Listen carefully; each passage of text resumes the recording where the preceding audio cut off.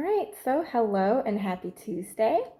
Today I am just going to talk about emotional healing and past trauma because I know there are a lot of different things that can affect us mentally and emotionally, and it could scar us and it can leave wounds that can allow us to self sabotage our lives.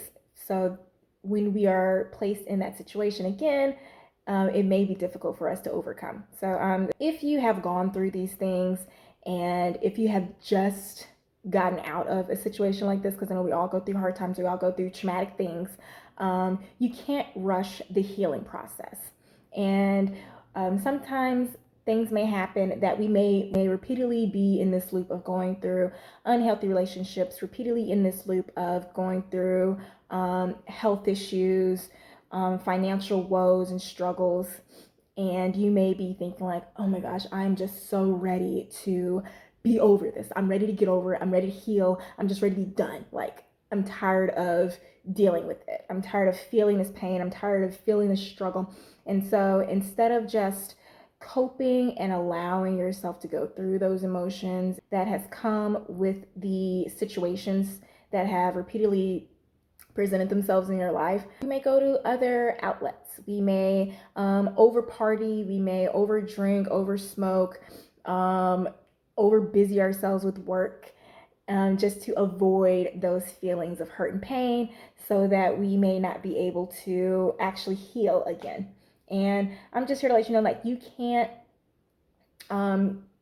rush the healing process, and you can't skip over certain healing steps in order to just feel better again. And so this is oftentimes why we may repeat these same patterns, because we may be like, okay, I got out of this horrible relationship, I'm fine, I learned my lesson, but then you find yourself in the same predicament again later on down the road.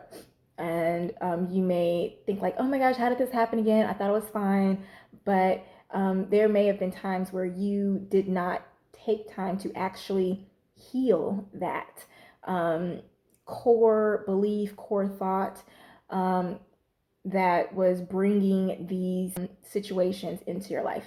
And so if you don't truly heal, you will always repeat the lesson again until you learn the lesson or actually heal. And I know I've gone through this plenty of times, and this is why you just don't tell people to just get over it.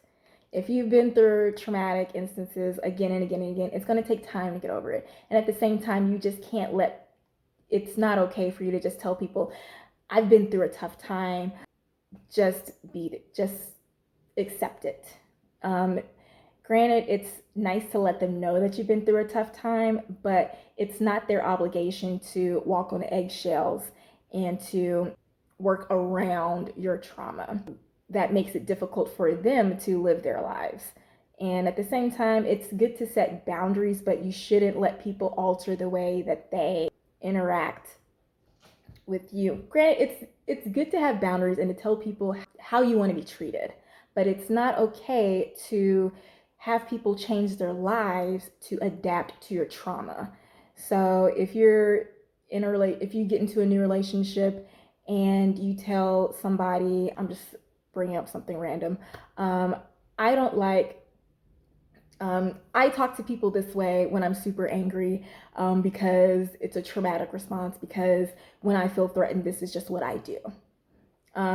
But at the same time, you don't know what this other person's trauma's been through. So if you're talking to them in that manner when you're upset or when you feel affected, and they also been through a traumatic experience, and so when people yell at them and bark at them, their traumatic response would be like to either retreat or to be vindictive or whatever.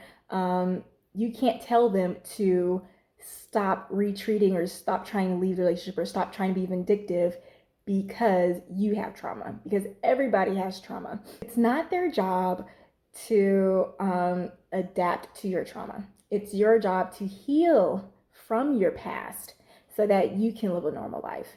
And so people who have, because I know this is something that me and my boyfriend go through, my trauma response triggers his trauma response. And so I could not just tell him to, hey, when you do this, this is my trauma response. And so don't do that, because he's triggered from my trigger. So what I had to learn to do was to heal my trauma, heal my triggers, so that when he reacts, I react differently than what he's used to seeing. And so when he sees me reacting differently to what he's seeing, then he's like, oh, then it helps him heal. And so this is why it is good to recognize your triggers, to recognize when you're going back into the same patterns, when you're falling back into the same patterns, and how to get out of those ruts. And so I know a lot of times when you're in the heat of the moment and those triggers come, it's an emotional feeling. You feel threatened, like it's in your body, because emotions, if they're not properly healed, they will stay in your body. But this is something that I've learned, that I have witnessed. When you heal those triggers and you release and you do the work, you can either exercise, do yoga, do meditation, whatever resonates with you, to get those triggers out of the body, mentally and physically. Those triggers don't affect you anymore. And so you can react normally. And this also plays in a little bit with emotional intelligence, and this is how you build your emotional intelligence, and how also you build relationships around you. So in a nutshell, you can't rush the healing process, nor should you make people adapt their lives to cater to your trauma, because that could be hindering their life. That could be hindering their happiness. And it's not fair. It's not fair to you. It's not fair to them. It's not fair to relationships. And just the same way that you can't rush healing a fractured bone, you can't rush healing your mental and physical trauma. But even though it takes time, it is possible.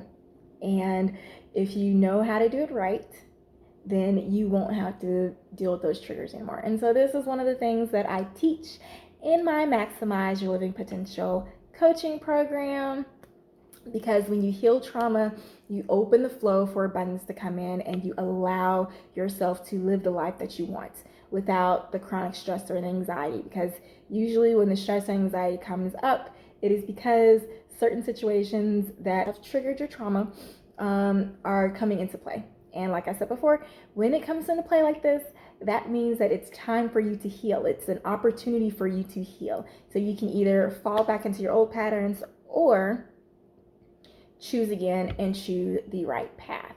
And it's so liberating. It's so eye-opening. And the process that I go through teaching my clients how to heal their past trauma, how to work through those triggers, makes it possible so that you don't fall back into those old patterns again. Because once you get those eye-opening aha moments, and you learn how to get it up out of the body so that you're not affected by those triggers anymore, through physical activity and exercise, literally moving it out of the body, you're healing. And you are healing mentally, physically, and spiritually. And and so this is one of the reasons why I love my MLP coaching program. And this is also why I am converting this coaching program to an online course. If you're interested, it will be coming out in May, and I will put the link in the bio for you to sign up for more information about it. And yes, I hope this helps. Happy healing and happy Tuesday.